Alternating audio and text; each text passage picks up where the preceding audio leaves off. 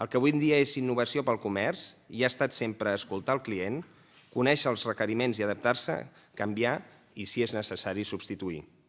Conseqüentment, en primer lloc, els comerciants, atents a aquests processos, haureu de continuar reaccionant a base de la qualitat de la vostra oferta i a la diferenciació dels vostres productes i serveis. Vosaltres, al llarg dels temps, heu estat capaços d'anar adaptant el vostre model de negoci a l'evolució de la situació econòmica i a l'evolució de les necessitats de compra dels ciutadans i dels gustos dels ciutadans. Ho heu fet i ho seguireu fent. Nosaltres, els ajuntaments, sabem tota la riquesa del comerç, en tots els sentits.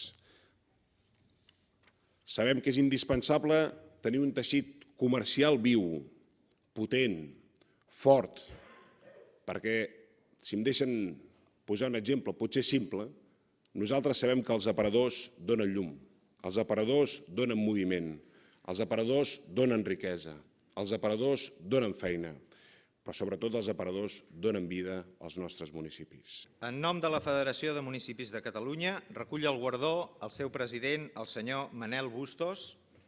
Hem de donar seguretat en el terreny dels horaris comercials, seguretat, i escoltar. Escoltar el que ens diu aquells que saben més que nosaltres, que són vostès. Hem de treballar per també regular i evitar el comerç fraudulent. Ara també ho farem. Hem de confiar en nosaltres mateixos. No podem esperar que ningú vingui a resoldre el que nosaltres hem de donar resposta. Ho farem. Amb fermesa, amb rigor, amb prudència, però sobretot amb il·lusió i amb esperança i convicció de que allò que diuen aquí en el seu eslògan d'aquesta jornada amunt, que no podem anar a un altre lloc que cap endavant, que no podem dubtar de que el futur està en les nostres mans. I si volem un millor futur, ara cal més que mai fer bé la nostra feina. Tenen el compromís de les seves alcaldesses, dels seus alcaldes, per junts tirar endavant el millor que tenim, que són les nostres ciutats. Moltes gràcies. Els horaris. És un debat obert permanentment que crec que s'ha d'escoltar el sector del comerç per d'una manera clara, donar garanties de quins són els horaris comercials, perquè la competitivitat i la competència no es converteixen en un problema per supervivència dels comerç i dels comerciants. El comerç ha estat històricament i és ara i continuarà sent